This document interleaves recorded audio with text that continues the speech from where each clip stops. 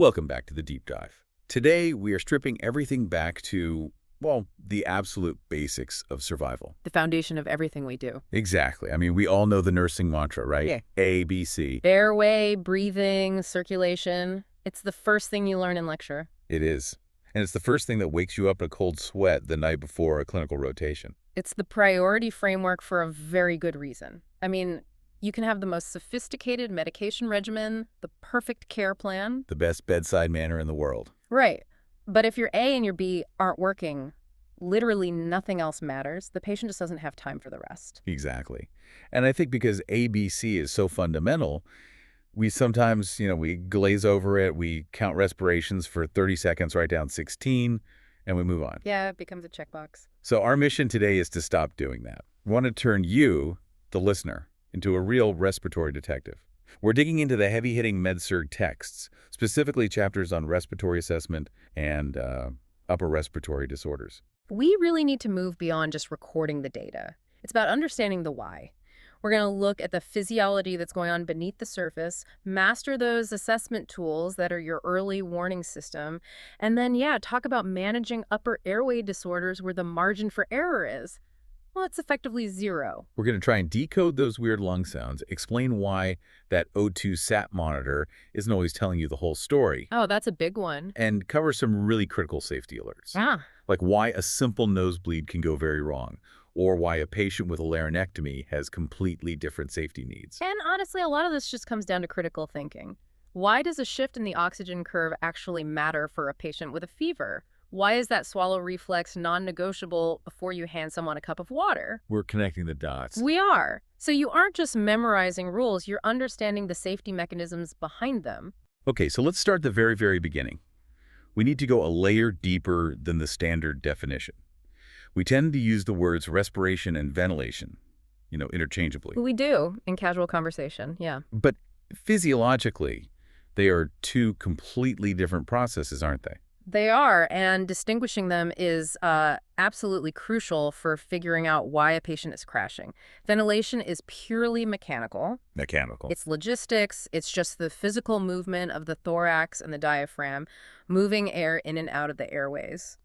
So think of ventilation as the delivery trucks moving product down the highway. Okay, so ventilation is the truck. The truck arrives at the lungs. So respiration is what happens at the loading dock. Precisely. Respiration is the gas exchange itself. It's the unloading of the package. This happens at the alveolar capillary membrane. So oxygen crosses into the blood, carbon dioxide moves out to be exhaled. Got it. And this is the concept that I think trips up so many students. Respiration cannot happen without perfusion. Right. You can have the best ventilation in the world, fresh air filling the lungs. The truck's there. But if there's no blood flowing by it to pick up that oxygen, it's useless. The truck arrived, but the warehouse is empty. That is the perfect way to visualize it. Yeah. The respiratory system is totally dependent on the cardiovascular system. And this interplay, this is what we call the VQ ratio. V for ventilation, Q for perfusion. V for the air, Q for the blood. In a perfect world, in a healthy lung, you have a 1-to-1 ratio. The amount of air coming in matches the blood flow perfectly. But in the hospital, we are rarely dealing with the perfect world. Not at all. Things get mismatched. I remember struggling with this idea of shunting versus dead space.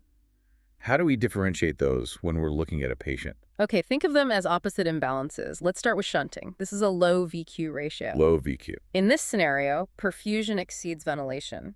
The blood is flowing by the alveoli just fine. The Q is good, but the air isn't getting there. The V is bad. So the road is blocked. The road is blocked. Exactly. Think about pneumonia, where the alveoli are filled with fluid, or a mucus plug, or even atelectasis, where the lung tissue has collapsed. So the blood is just flowing right past, not picking anything up. It shunts from the right side of the heart to the left without being oxygenated. That is what causes hypoxemia. Okay, so shunting is blood but no air. So the opposite, dead space, has to be air but no blood. You nailed it. That's a high VQ ratio. You have plenty of ventilation, the lungs are filling with air just fine, but there's no perfusion. No blood flow. None. The classic and deadly example here is a pulmonary embolism. A clot blocks the pulmonary artery. You can ventilate that patient all day long. You can pump them full of 100% oxygen. But if the blood can't get to the alveoli to pick up the oxygen, It does nothing. you have massive dead space. And then there's the third category, which I have to say, it sounds like the title of a horror movie. The silent unit. It is a terrifying physiology. A silent unit is when you have neither no ventilation and no perfusion. We see this in severe ARDS, acute respiratory distress syndrome, or attention pneumothorax, where the lung is totally collapsed, so there's no air, and the pressure has squeezed the capillary shut, so there's no blood. It really highlights why we have to understand the physiology, not just, look at the O2 monitor. Right. And speaking of that monitor, let's talk about the oxyhemoglobin dissociation curve. Yeah.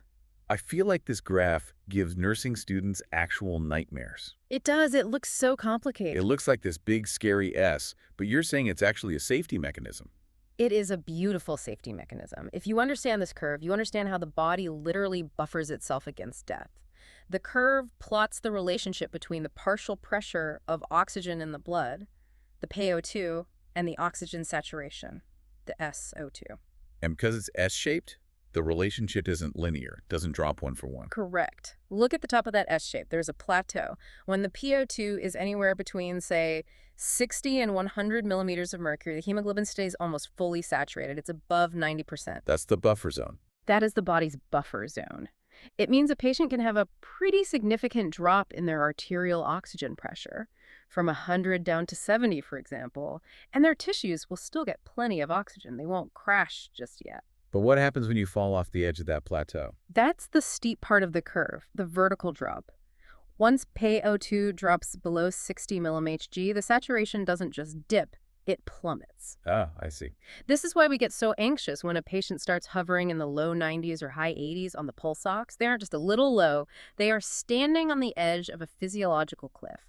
A tiny drop in pressure from that point results in a massive drop in saturation. Okay, now what about the shift to the right or shift to the left? This is where the chemistry gets a little tricky. I always used to get these mixed up. Okay, think of it in terms of what the tissues need. A right shift usually happens when the body is under stress, like a high fever, acidosis, high CO2 levels. So fight or flight kind of stuff. Yeah. Exactly. In these states, your cells are burning energy like crazy. They are screaming for oxygen. So the hemoglobin changes shape and it releases oxygen more easily. So a right shift is hemoglobin being generous. It's like, here, take it, bump the cargo. It's dumping its cargo faster, exactly. Yeah. It lowers its affinity for oxygen to dump it off where it's needed most. Okay. Now, a left shift is the opposite. This happens with alkalosis or hypothermia. The hemoglobin holds onto the oxygen really tightly. It increases its affinity. It doesn't want to let go. Which is dangerous, right? Because the monitor might read 99% saturation, but if the hemoglobin is hoarding that oxygen and not giving it to the tissues... And tissues starve. You can have a patient who looks perfectly oxygenated on the monitor, but is profoundly hypoxic at the cellular level because the hemoglobin is just locking the oxygen up. Wow. This is why warming a hypothermic patient is so critical. You need to shift that curve back to the right so the oxygen can actually be released to the brain and heart. That's a crucial distinction. High saturation doesn't always mean the tissues are getting fed. Now, before we move on to assessment, we have to talk about who we're usually treating. I mean, our patient profile often skews older. What happens to all this machinery as we age? It's a gradual, unavoidable decline. I mean, vital capacity actually peaks in your early 20s. Oh, great. So if you're listening to this and you're 25, enjoy it because it is all downhill from here. By age 40, the alveoli start to lose elasticity, they lose surface area.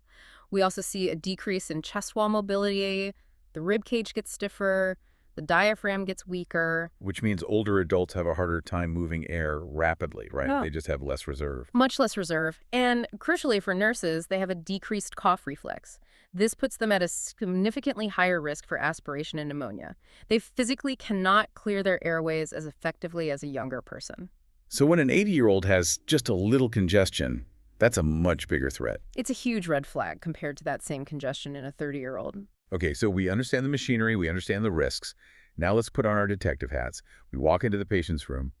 Where do we even start with the assessment? We start with the history, the subjective data. And the big one is dyspnea, shortness of breath.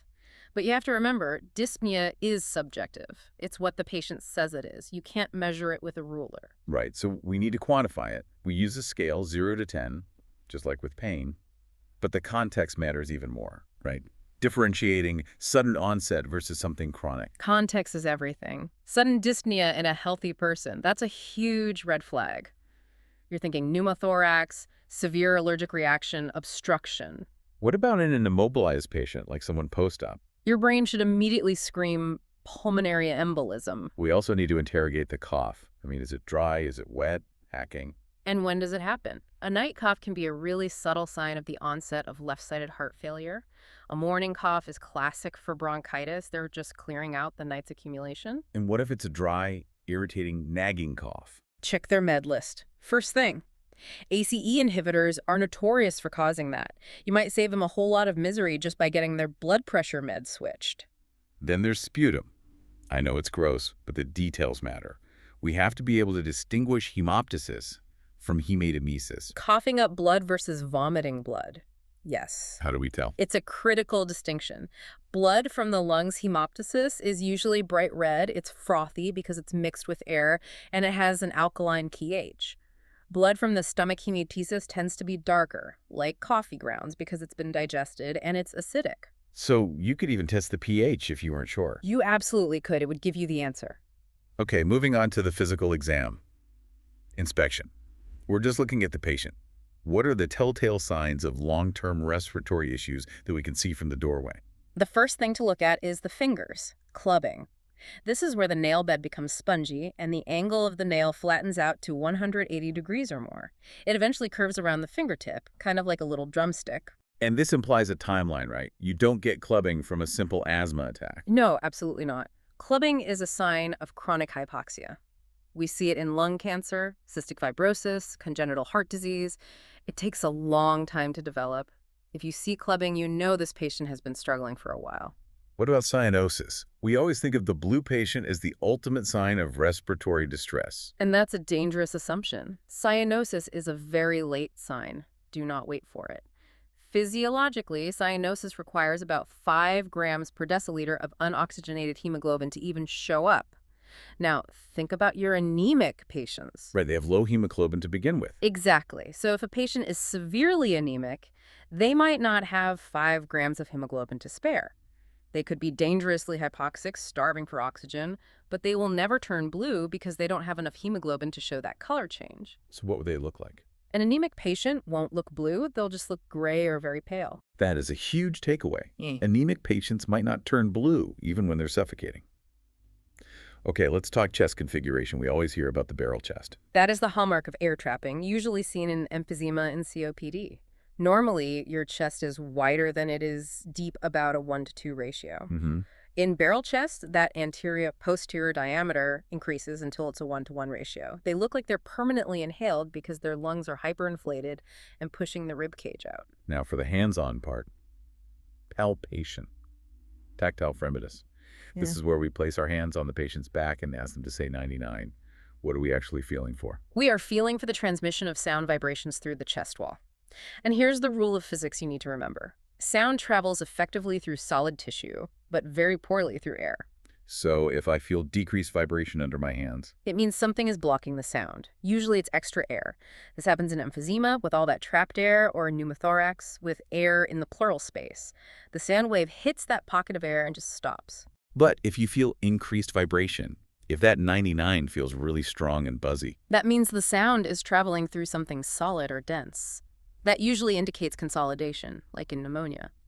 The lung has become a better conductor of sound because it's full of fluid or pus instead of air. It's like a solid block. Which leads us to the part I think everyone gets anxious about, auscultation, listening to the lungs. For a student, it can just feel like a lot of static noise. It really can. So let's break down the specific sounds so we know what we're hearing. Okay, it helps to categorize them. First, crackles. These are discontinuous popping sounds. The classic description is rubbing a lock of hair together next to your ear or pulling apart Velcro. And physiologically, what is making that popping noise? It's usually either fluid in the alveoli or it's collapsed airways that are suddenly popping open on inspiration. We hear this in heart failure, pulmonary fibrosis, or pneumonia. It just sounds wet or crunchy. Then we have wheezes. Wheezes are continuous and musical. They're usually high-pitched. This indicates airway narrowing. The air is being forced through a tight tube, like whistling. This is the classic sound of bronchoconstriction in asthma. And raunchy, how is that different from a wheeze? Raunchies are lower pitched, almost like snoring or rumbling. This implies secretions in the larger airways. And here's a key tip for you. Raunchy often clear or change after the patient coughs. Oh, that's a good tip. Crackles usually don't, so if you hear a rumble, ask them to cough. If it goes away, it was raunchy. And the really scary one, stridor. Stridor is a medical emergency. Do not pass go. Do not collect $200. It's a high-pitched inspiratory sound, and it's usually heard over the neck. It means upper airway obstruction croup epiglottitis, a foreign object blocking the windpipe. So the airway is closing? The airway is actively closing. You need to act immediately. You also mentioned voice sounds, things like egophony. I always thought this was sort of a cool parlor trick for nurses. It's a great validation tool. You listen to the lung and you ask the patient to say the letter E. Over normal, air-filled lung tissue, you'll hear a muffled E. But over consolidated tissue, like pneumonia, the sound distorts. It changes from an E to a nasally A. So if I hear triple A through the stethoscope while they are saying E, that's egophony. Exactly. It confirms that the area you're listening to is solid, not air-filled. It's amazing how much you can figure out just with your ears and your hands. But sometimes we need the high-tech help. Let's talk diagnostics, pulmonary function tests, PFTs. These are essential for chronic issues, for differentiating restrictive from obstructive disease. But for the nursing student listening, I want you to remember one specific number. It's about vital capacity. Okay. Vital capacity is the maximum amount of air a person can expel from their lungs after a maximum inhalation. And what's the safety threshold we need to know? If that vital capacity drops below 10 milliliters per kilogram, the patient cannot sustain spontaneous ventilation. They are physically unable to take a deep enough breath to keep themselves alive. So they're going to need help. They're going to need respiratory support intubation or mechanical ventilation. That 10 ml per kg, that is your line in the sand. That's a very clear safety threshold. Okay, what about imaging? We do chest x-rays all the time. They're routine, but they're effective, usually taken on full inspiration. The big contraindication, of course, is pregnancy. And CT scans. CTs are much more detailed. They slice the image into layers. The nursing alert here really revolves around the contrast dye. If we're using contrast, you have to check for iodine or shellfish allergies. But even more importantly, you must assess kidney function check, their creatinine levels. Why is that? That dye can be nephrotoxic. You can cure their pneumonia, but shut down their kidneys if you're not careful. And an MRI. The magnet is always on. You have to remove all metal. But here's a subtle one that catches people off guard all the time. Nicotine patches. Nicotine patches, why? Some of them have foil backings. If a patient goes into an MRI with a foil-backed patch, the magnet can heat that foil up and cause a localized burn right on their skin. I never would have thought of that. Nicotine patches causing burns. That is a great catch. Okay, let's talk about invasive procedures. Bronchoscopy. This is where we put a camera down the airway to look around or maybe grab a biopsy. It is. So pre-op, safety is the #1 priority. The patient has to be NPO nothing by mouth for 4 to 8 hours. We don't want them vomiting and aspirating while we're sedating them.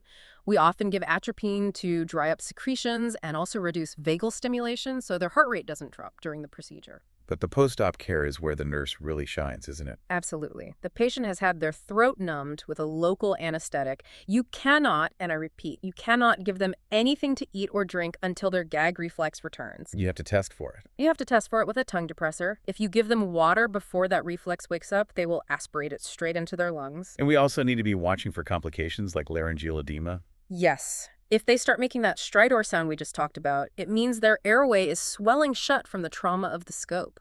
Okay, what about a thoracentesis? That's where the provider sticks a needle into the pleural space to drain fluid or air. It seems less invasive than a scope, but the risks are still high. The risks are significant. The nurse's role starts with positioning. Usually we have the patient sit on the edge of the bed and lean forward over a bedside table. This spreads the ribs apart so the provider can fit the needle in. And after the procedure, what are we watching for? You are watching for a pneumothorax. If that needle accidentally nicked the lung, air will escape into the pleural space. You'll see sudden dyspnea, maybe a drop in O2 saturation, and if you listen, you'll hear diminished breath sounds on that side. Is there anything else? You also need to watch for subcutaneous emphysema, that's air under the skin that feels like Rice Krispies when you touch it. Okay, let's shift gears a bit. We've assessed the system, we've scanned it, we've scoped it. Now let's look at some specific disorders. We're going to move up the airway to infections. Most of us have had a cold or a sinus infection, but as nurses, we need to know when these minor things become major complications. Right. Let's start with rhinitis. The common cold is just viral rhinitis. It's highly contagious, which is why hand hygiene is the #1 prevention strategy. But then there's rhinosinusitis, a sinus infection. This can be bacterial or viral. The facial pain, the pressure, the purulent drainage. We know the drill. Yes. But here is the critical complication we have to watch for. Meningitis. Meningitis from a sinus infection. The sinuses are structurally right next to the brain. There is very little bone separating that infection from your meninges.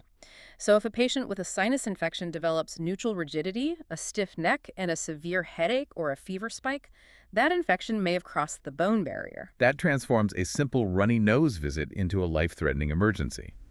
And there's a medication teaching point here too, isn't there? Specifically about nasal sprays. Yes, the topical decongestants like Afrin or phenylephrine, they are magic for a day or two because they vasoconstrict the nasal vessels instantly. But if you use them for more than 3 days, you get something called rhinitis medicamentosa. Which sounds like a spell from Harry Potter. It acts like a curse, though.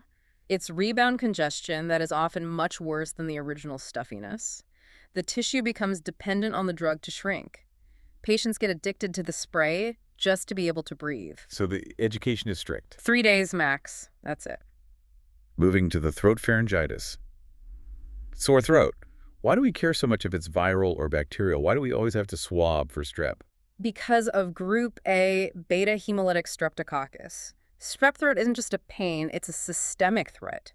If you don't treat strep with a full course of antibiotics, usually penicillin, it can trigger these awful autoimmune complications 2 or 3 weeks later. What kind of complications are we talking about? Rheumatic fever, which attacks and damages the heart valves permanently, or glomerulonephritis, which damages the filtering units of the kidneys. So completing the antibiotics isn't just about curing the sore throat. It's about saving the heart and kidneys down the road. Exactly. Now, if infections keep happening, we look at the tonsils.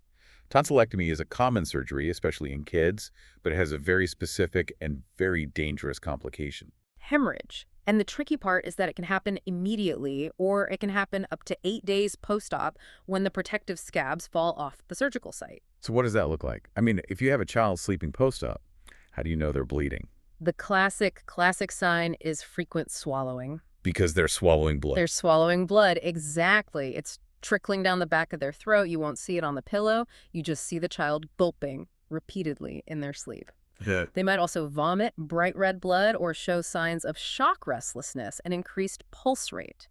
This is an emergency that means a trip back to the OR. And for diet teaching after the surgery.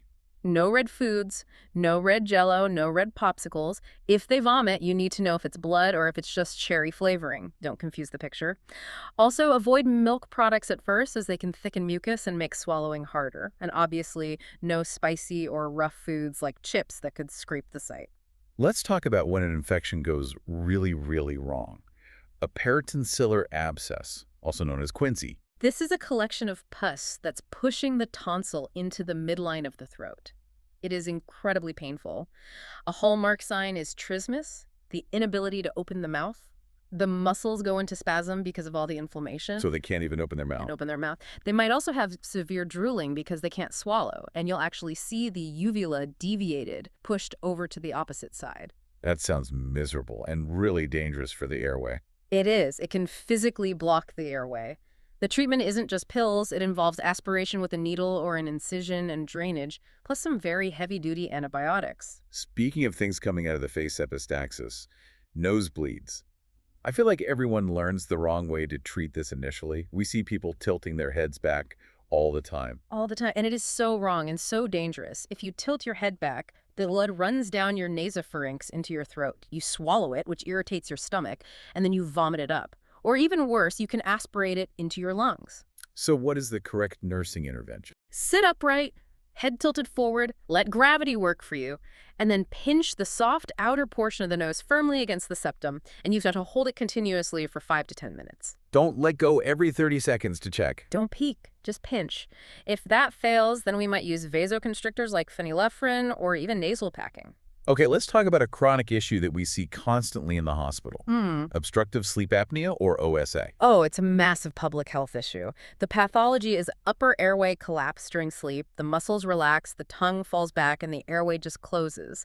This leads to hypoxia, which triggers a stress response that wakes the patient up just enough to take a breath. And this cycle happens hundreds of times a night. Wow, how do we spot it? Remember the 3 S's? Snoring, sleepiness, and significant other report. That last one is funny, but so true. The partner is usually the one who notices the patient actually stops breathing. It's terrifying for them, and it's dangerous for the patient. The constant hypoxia and stress response increase the risk of hypertension, myocardial infarction, heart attack, and stroke. And how do we manage it? We manage it with weight loss and, of course, the CPAP or BiPAP machines to stent the airway open with positive air pressure.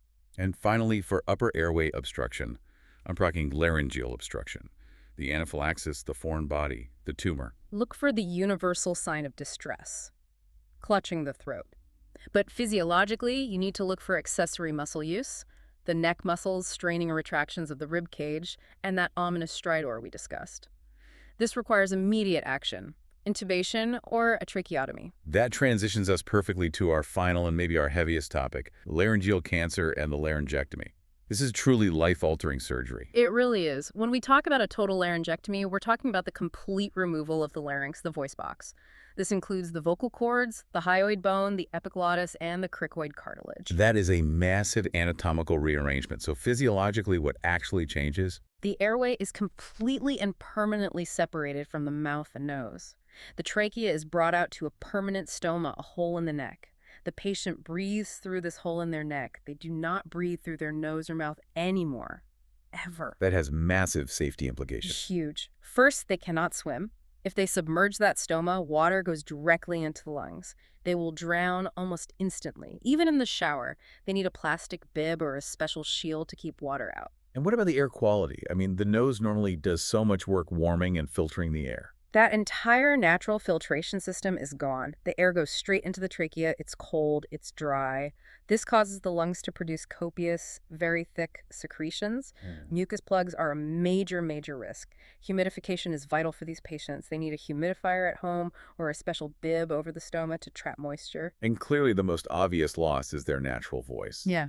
The psychosocial impact must be absolutely devastating. It's profound. I mean, imagine waking up and not being able to say, I'm in pain, or to tell your family you love them. You are trapped inside your own head.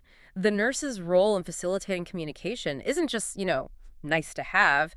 It is critical for their mental health. What are the options for speaking again? Immediately post-op, it's writing on a board or using picture boards. Long-term, there are 3 main methods. First is esophageal speech.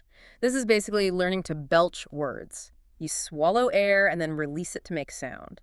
It's very difficult to learn, and the success rate is pretty low. Okay. What's the second option? The electric larynx. That's the robot-like buzzing device you hold against the neck. It creates vibrations that you then form into words with your mouth. It's functional, but it sounds very mechanical, and it draws a lot of attention.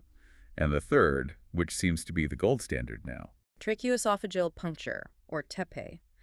A small valve is surgically placed between the trachea and the esophagus. The patient covers their stoma with a finger, which forces air from the lungs into the esophagus to create vibration. It produces the most natural-sounding speech of the 3, but it does require manual dexterity to cover the stoma. Regardless of the method, the nurse has to be the advocate. We have to address the depression, the body image issues, the frustration. Absolutely. The nursing care goes so far beyond just cleaning the stoma. It's about helping them reclaim their identity and their life. We have covered a massive amount of ground today. I mean, from the microscopic gas exchange of the alveoli and VQ ratios all the way to the life-changing anatomy of a laryngectomy. It really emphasizes that the respiratory system isn't just a bellows moving air. It's a complex chemical exchanger, it's a defense system, and it's the mechanism for our voice and our communication. If you had to leave our listener, that tired nursing student, with one final thought to chew on from all this, what would it be? We talked about the silent unit in the lungs earlier, where there is no air and no blood. It's invisible damage. I want you to think about the silent patient with a laryngectomy. They physically cannot call out for help. They rely entirely on your vigilance. If you walk out of that room, they are alone in a way other patients aren't. So the question is, How will you ensure your assessment skills are sharp enough to speak for the patient's physiology when they literally cannot speak for themselves? That is a powerful question. Assessment isn't just data collection. It is advocacy. Thank you for listening to this deep dive. Keep learning and breathe easy. See you next time.